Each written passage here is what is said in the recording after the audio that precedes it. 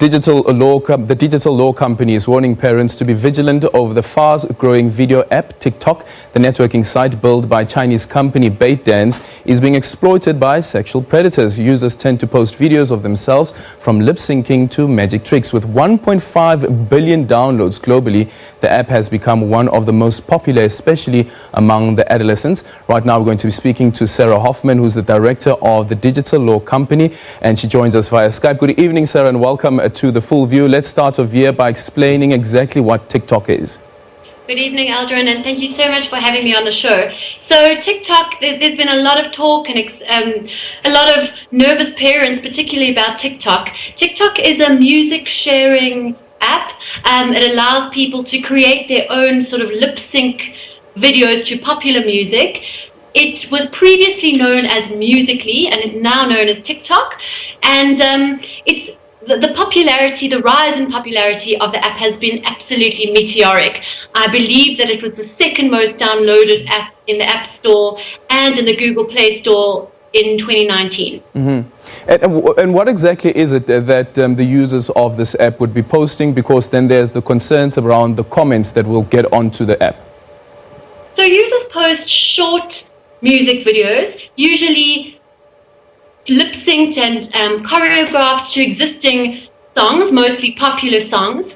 I think a lot of the there are a number of concerns with the app. The first is because it's largely to popular music, which in itself, can be very sexual in terms of the lyrics when we actually bother to listen to them.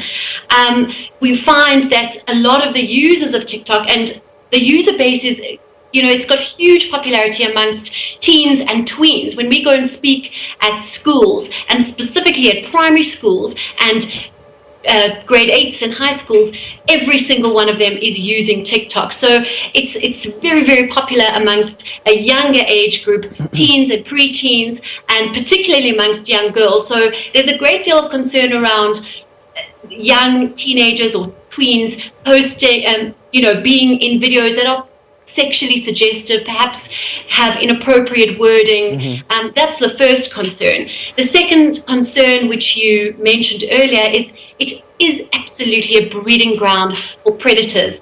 Now, I don't know that it's perhaps more dangerous in terms of its functionality than the apps, but in my opinion, one of the reasons it is so dangerous is it simply is the most popular playground for teenagers and tweens today. It might be another app tomorrow, but pedophiles love, excuse the vulgarity, pedophiles hang out in playgrounds. This is the online playground that's popular today.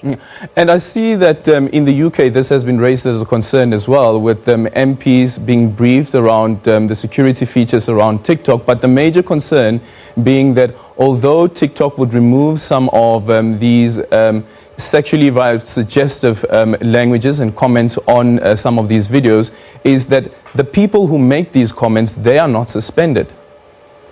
Yeah, so that is one of the concerns around the app. I think they have had a lot of slack around their privacy policies. They have tightened things up a lot. The other big concern is that even if you have all the privacy checks in place, and they've recently improved what they offer in terms of privacy settings, is access to content. So I might decide that I'm allowing my daughter to use TikTok. I'm going to very closely monitor everything she does. I'm putting every single privacy feature in place. That's not going to necessarily stop her from coming across other people's highly inappropriate, sexually suggestive, violent, perhaps suicidal content. And that's one of the major concerns parents are having with the app.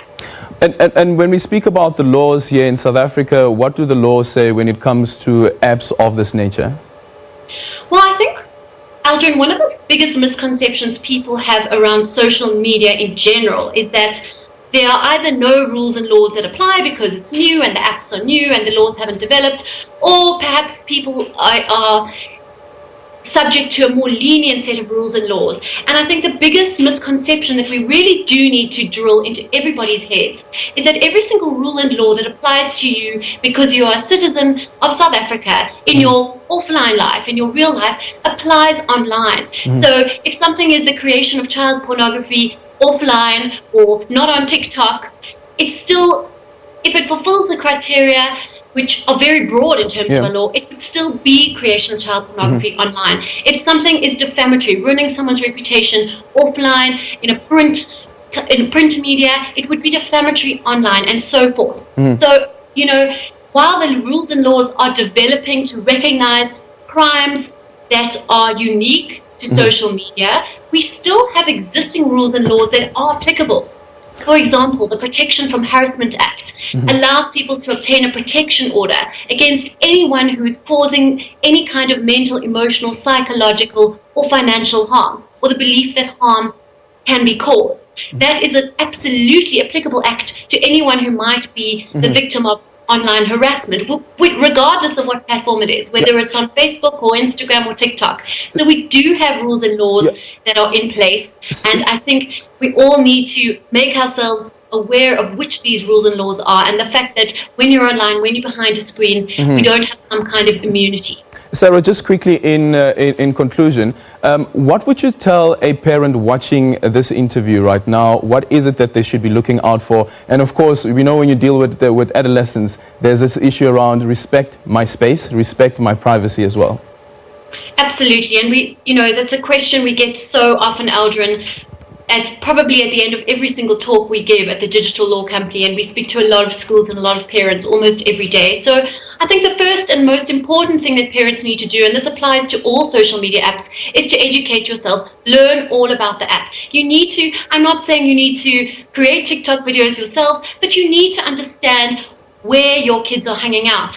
This is their means of socialization often. So we need to understand what the dynamics are. I think children will be a lot more receptive and responsive to discussions if they see that you actually know what they're talking about. A lot of parents take the view that, oh, you know, I don't know what Fortnite is, I can't get involved. It's a parent's responsibility to educate themselves, and there's a ton of amazing content online that does just that. We always recommend something called Common Sense Media. It's a wide range of free content aimed at educating parents on what all the apps are and what the risks are with each of the different apps our kids are using. The second thing I would recommend is that parents really do need to have regular check-ins and conversations, see what their children are doing. They need to have the discussions around privacy, around stranger danger, around the risks that are inherent in any of the social media platforms. And I think, you know, again, and this is also applicable to all the social media apps, we need to set some ground rules. As parents, you are the boss, you're entitled to set the rules. I highly suggest ground rules around screen time usage. TikTok itself has a feature that limits how much time the user may spend on TikTok. And I think that's a very good place to start. So the bottom line is parents have to be involved. I think simply handing over the device and the app and leaving our children to their own devices, mind the pun, is a little bit negligent. Well, thank you so much. Unfortunately, Sarah, we've run out of time, but thank you so much for your time. Sarah Hoffman from the Digital Law Company. We really appreciate your time. And if you've just joined and you missed that interview, remember that you can go to the SABC News channel on YouTube and you'll find that interview and educate yourself as a parent. Let's move on to